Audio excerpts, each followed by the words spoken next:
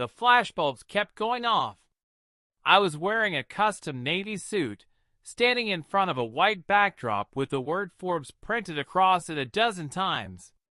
A photographer kept telling me to smile, but all I could think about was her. 3 years ago, she disappeared without a single word. No explanation. No goodbye. 1 minute, we were planning a trip to Santa Barbara. The next, I was staring at an empty inbox. Ghosted. That's what they call it now. It sounds cute when it happens on a dating app. But when someone you love just vanishes from your life like you never existed, that's not just ghosting. That's demolition. My name is Brandon Cross. I'm 34 years old. Born and raised in Austin, Texas. I'm the founder of an AI-based security company that just got acquired for $32 million. And before all this, I was just a guy trying to build something real with someone who clearly wasn't. I used to replay it all in my head. The way she laughed when she stole fries off my plate. The way she'd leave me sticky notes on my laptop. Don't forget to eat, see oh man. The way she made it all feel so permanent until the second it wasn't. The last thing she ever said to me was, "I'll text you when I land." That was 3 years ago. No text. No call. Not even a sorry dot. I didn't know it at the time, but that message, that silence, it would change the rest of my life. Because when someone breaks you like that, when they leave you without warning, they don't just walk out of your heart. They light a match and burn the whole blueprint of who you thought you were. So I built a new one. Brick by brick. Line of code by line of code. I disappeared, just like she did. But I didn't vanish into silence. I vanished into progress. Now I'm standing in front of cameras. Now she's the one watching me from behind a screen. And I know she saw it because she liked the post. Funny how life works. She ghosted me and then had to watch my name climb the Forbes list. I met Emily at a startup mixer in downtown Austin. It was one of those rooftop events where everyone wore name tags and pretended they weren't desperately networking. I wasn't even supposed to be there. A friend dragged me out to be social, and I was one drink away from calling it a night when she walked in wearing this burnt orange leather jacket, looking completely out of place in the best way. She had this wild energy about her, half artist, half philosopher, and within 5 minutes, she was grilling me about my app idea like she'd known me for years. I told her I was building an AI-driven home security system that learns your patterns over time. She raised an eyebrow and said, "So basically, a really smart lock?" I laughed. She didn't. But then she smiled, and that smile stayed with me the whole ride home. We started seeing each other after that. She was a freelance photographer, made her own schedule, drank her coffee black, always forgot her charger, and had 1,000 unfinished books on her nightstand. I was the opposite, structured, early riser, 5-year planner. She called me her steady. I called her chaos with a camera. It worked. At least, it felt like it did. The first few months were magnetic. We'd go on spontaneous drives to nowhere. She'd shoot photos while I jotted ideas in my notebook. I'd cook, she'd forget the groceries, and somehow we'd still make dinner work. She told me I grounded her. I told her she made me loosen up. I was falling hard and fast. And when I showed her the first rough version of my app, she actually cried. Said she was proud of me. Said I was going to change everything. I believed her. Looking back, there were signs. Little moments that didn't register at the time. She hated talking about the future, said it stressed her out. Anytime I mentioned long-term plans or money, she'd go quiet or change the subject.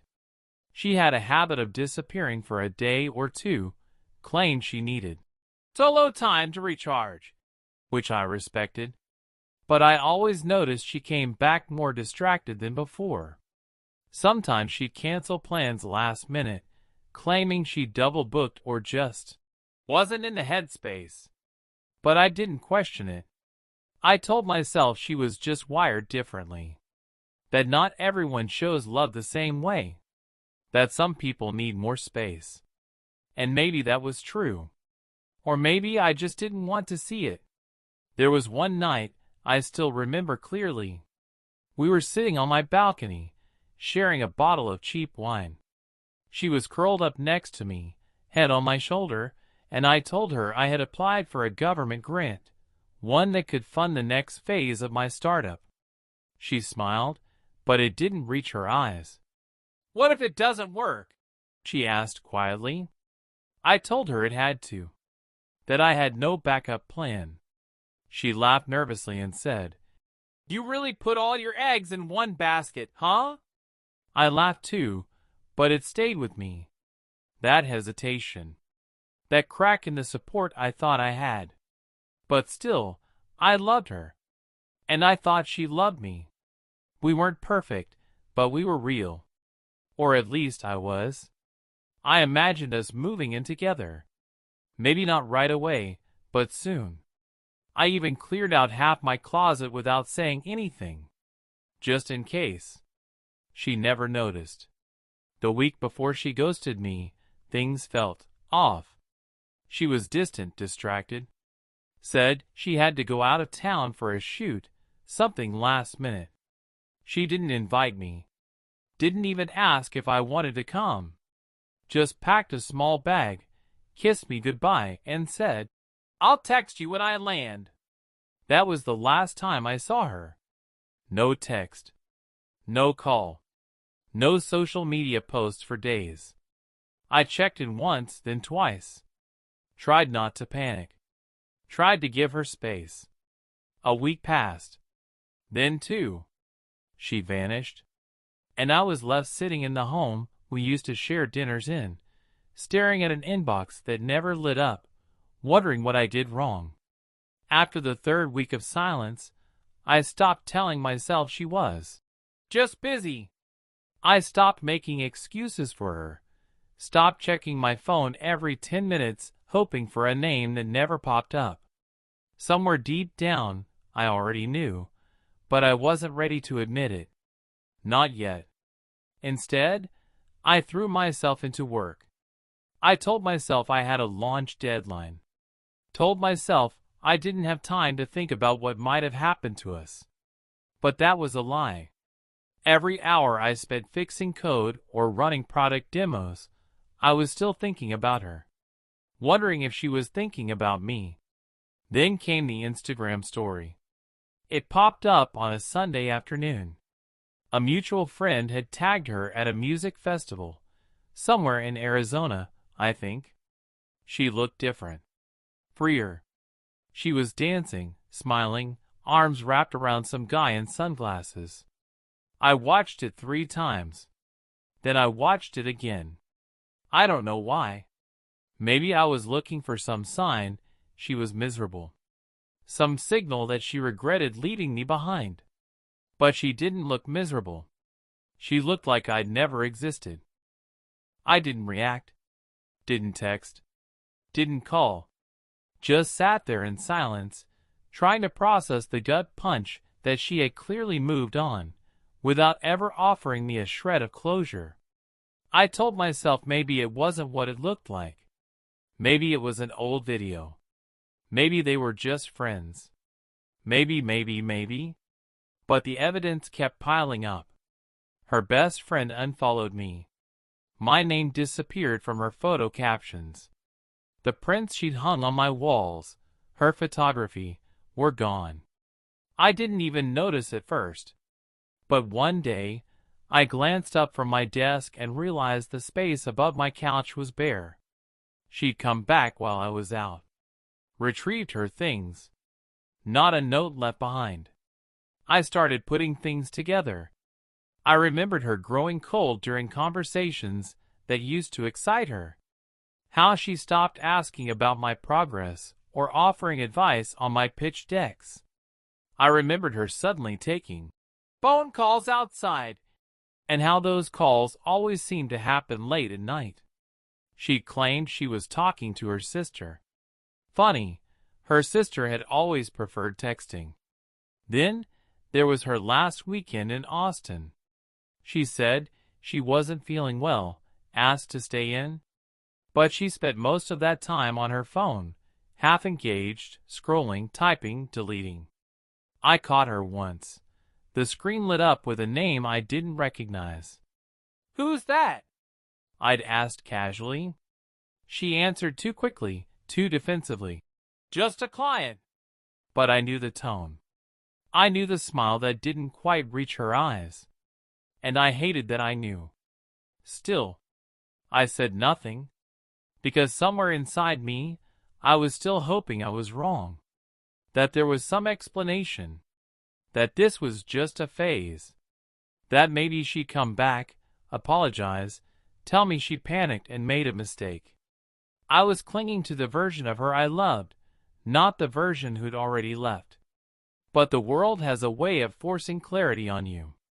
One evening, about a month after she vanished, I got a message from a mutual acquaintance.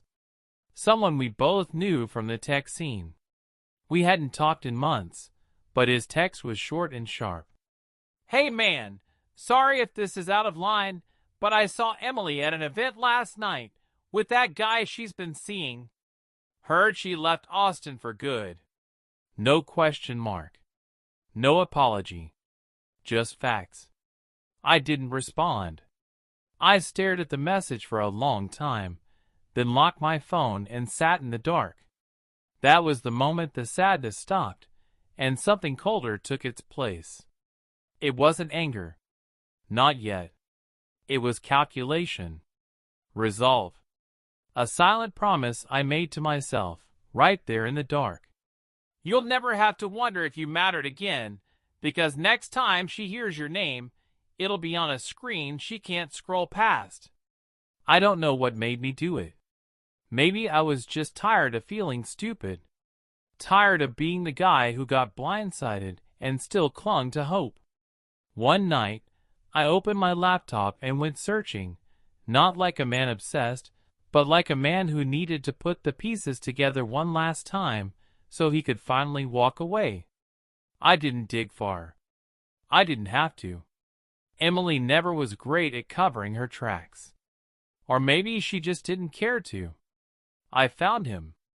A deep scroll through her tagged photos, a few cross-reference profiles, and there he was. His name was Dylan. Some kind of lifestyle brand manager with a passion for music and sustainability. I saw pictures of them at a cabin in Sedona, weeks before she ghosted me. She was wearing the same hoodie I thought she'd left at my place. Turns out, she hadn't forgotten it. She'd taken it with her when she went to spend the weekend in someone else's arms. That was the snap. Not the guy. Not even the timing. It was the smile on her face in those photos. The same smile I used to get when I brought her coffee in bed or left her notes in the fridge. That was mine. Or at least I thought it was. And now it belonged to someone who probably didn't even know my name. I sat there for a while just staring. I didn't cry. I didn't scream. I didn't smash anything. I just felt still. Like something inside me had clicked into place. Like the final piece of a puzzle I never wanted to finish had finally slid in, and I could see the whole ugly picture. And in that stillness, a strange clarity emerged. I thought about all the time I'd wasted wondering what I did wrong. All the energy I'd spent defending her to myself. The excuses. The rewrites. The blind optimism. I thought about how I used to imagine bumping into her at a coffee shop someday, and her eyes would light up and she'd say, "I'm sorry. I was scared." And how I'd forgive her. But I didn't want that anymore. I didn't want her sorry. I didn't want her words. I didn't want a coffee shop moment. I wanted silence. The kind of silence that's louder than any apology. I wanted her to see my name on a headline and feel the weight of what she threw away. I wanted to become so successful, so undeniable, that she'd have to sit with the fact that she left just before the breakthrough. That she quit on a man who hadn't even started becoming who he was meant to be. I didn't know exactly how I'd do it yet, but I knew I would. I had nothing left to lose, no distractions, no emotional noise, no one to prove anything to but myself. That night, I wrote down a single sentence in a fresh Google Doc. Build something so big, even your ghosts can't ignore it. Then I turned off my phone, closed every social tab, and opened my code editor. That was the last night I ever thought about Emily as someone I lost. From that point on, she was just the reason I started building in silence. After that night, I disappeared, but not in the way she did. I didn't run or hide or go soul-searching. I simply stopped showing up for the version of me that she knew. The over-explaining, people-pleasing, overthinking version. The man who'd hit pause on his potential because he believed someone else would be part of the finish line. That guy was done.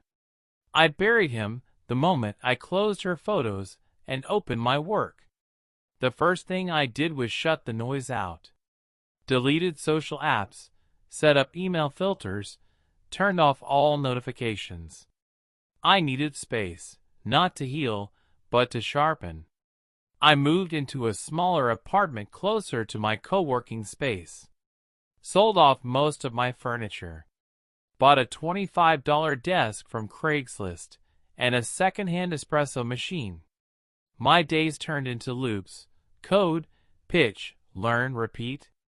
Nights were spent sleeping under my hoodie, headphones in, calendar open, goals marked in red. I wasn't rebuilding, I was reinventing. I knew my product had potential. But I also knew that potential means nothing without execution.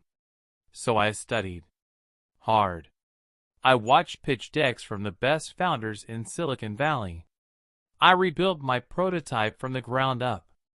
I taught myself every weakness in my own system and patched them before a single user could find them. I stopped talking about what I was building and just built. Quietly. Obsessively.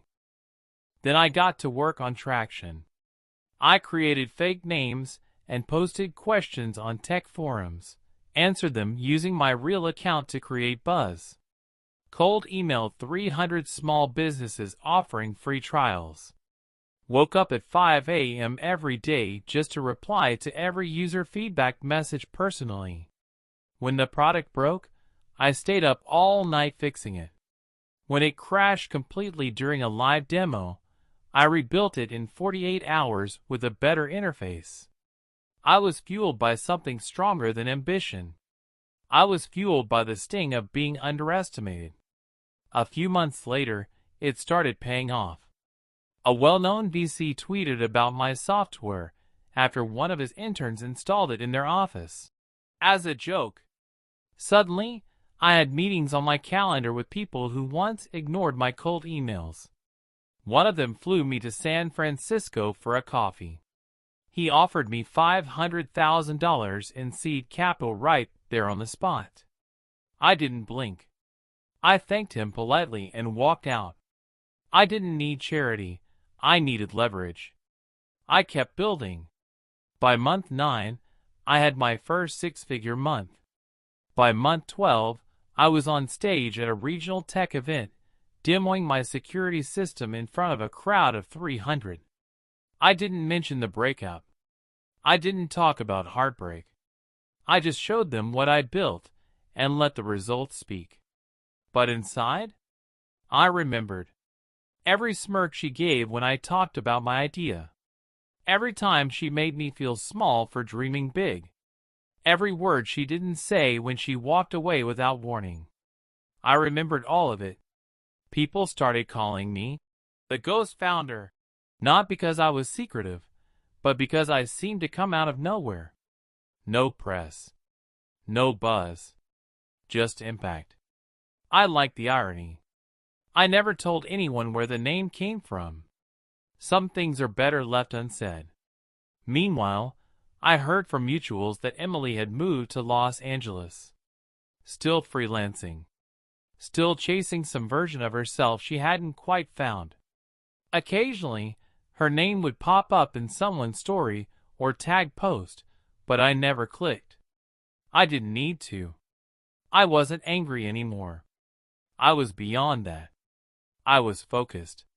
When my company hit $5 million in revenue, I brought on a small team, not flashy hires, just good people who worked hard and didn't ask dumb questions. We scaled fast. Signed 2 government contracts. I turned down a buyout offer from a competitor because I wasn't ready to stop. Not yet. But I knew the moment was coming. The one where the silence would break. And sure enough, it did. One morning, while I was reviewing mock-ups for our next-gen interface, my assistant knocked on the door with a weird look on her face. "Hey Brandon, someone sent you a DM on the company Instagram. Thought you might want to see it." I opened the message. It was from her. Just one line. "Wow. You really did it. Congrats. Hope you're well." No apology. No explanation. No mention of the ghosting. Just a 3-sentence nod from a woman who once disappeared like I never mattered, now watching me from a distance as I stepped into everything she once doubted I could become. I didn't reply. I didn't block her. I didn't react at all. Because when you're building an empire, you don't stop to answer texts from people who left during the foundation. It was the first week of September when the call came in.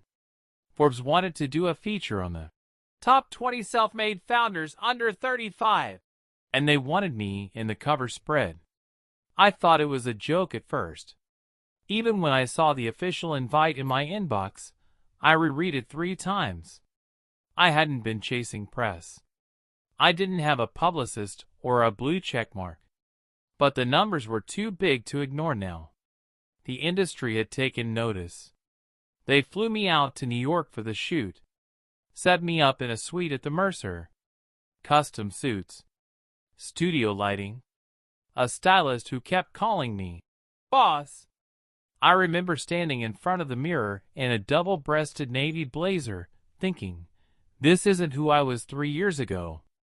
But maybe it's who I always was, underneath the heartbreak, the hesitation, the noise. After the shoot, Forbes invited me to speak at one of their panels. Visionaries who built in silence. I agreed, not because I wanted the spotlight, but because it felt like the final chapter of something. I didn't plan what I was going to say. I figured I'd just speak from experience. Tell the truth. Not the drama, just the grit.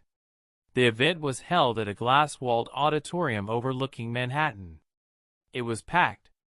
Investors, founders, media. I walked up to the mic and looked out over the crowd. And that's when I saw her. Emily. 3rd row. Hair longer now. Still wearing those oversized sunglasses like armor. But I knew it was her. I could feel it in my chest before my brain even caught up. She was sitting next to some older guy in a tailored suit, laughing at something he'd said. But then she looked up and saw me. Her face didn't change much. Just a small, flickering hesitation. Like she'd expected me to look different. Smaller, maybe. More familiar. But I wasn't. I took a breath and started my talk. I didn't mention her. Didn't allude to heartbreak or betrayal. I talked about failure. About being broke. About sleeping on a yoga mat in my office, eating oatmeal for dinner, fighting for every user like it was life or death. I talked about building in silence, not for revenge, but for survival. About how sometimes the world breaks you so cleanly that you have no choice but to rebuild stronger. People nodded. Some clapped. A few even wiped away tears. But her? She just stared, like she was watching a ghost give a TED Talk. After the panel, there was a reception. Investors circled me like sharks.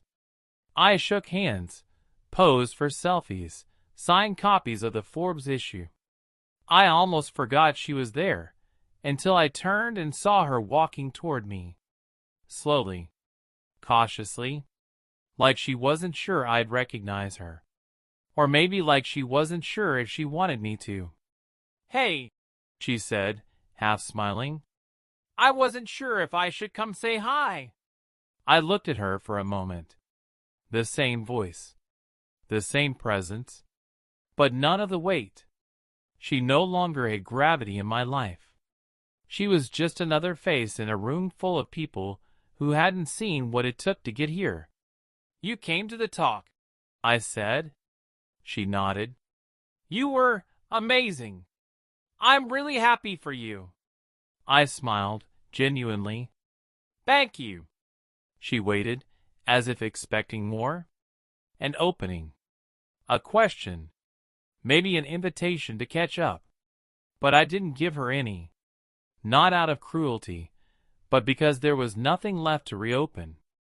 That chapter had ended the night I turned her silence into fuel. She shifted awkwardly. "I've been following your progress for a while. I didn't know how to reach out." I nodded. "I know."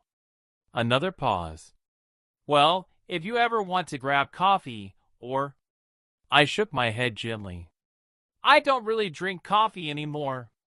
And that was it. I excused myself, walked back to my team, and never looked back. She ghosted me without a word. And I returned the favor, but with something far more powerful than silence. Presence. She had to see me. Hear me. Watch the world applaud the man she once left behind. And the worst part for her? She couldn't take any credit. It's been almost 2 years since that Forbes event. Since I saw her face in that crowd and realized, not with arrogance, but with peace, that I no longer needed anything from her. Not answers. Not apologies. Not closure. I had already given those things to myself. I lived differently now. Simpler, believe it or not. I moved back to Austin, but into a quieter neighborhood. No more 20-hour sprints or couch naps in a co-working space. I still run my company, but I've stepped out of the day-to-day. I spend my mornings reading, afternoons mentoring young founders, and my evenings walking the trails behind my house. I built something real. Not just a company, a life. Sometimes people ask me about the story behind it all. Why I worked so hard. What made me push when everything looked hopeless. I usually just say I had something to prove. But the truth is deeper than that. I wasn't trying to prove anything to the world. I was trying to prove it to the version of me that sat in silence after she left, the one who felt invisible, replaceable, discarded. I was building a life that would never again depend on being chosen. A life that stood on its own, with or without someone beside me. I never responded to her message. Never followed up. Never even mentioned her name again. Not because I'm bitter, but because I'm done. That part of my story served its purpose. It lit the fire. But it doesn't deserve to live in the future I built from its ashes. And you know what's funny? The more I grew, the less I wanted revenge. Success has a way of softening the edges of pain. It doesn't erase the past, but it makes peace with it. And when you truly heal, you stop needing people to see what they lost. Because deep down you already know. They lost something irreplaceable. And you? You gained everything they were never meant to carry. Sometimes, I catch my reflection in a window, walking past a billboard with my company's name on it, or speaking to a crowd of young dreamers. I think of her then briefly. Not with anger. Not even sadness. Just acknowledgement. She left when I was nothing, and reappeared when I had everything. But by then, I had already learned the most important lesson. She took her silence. I took my pain. And from it, I built something she could never ghost, because it was never hers to leave.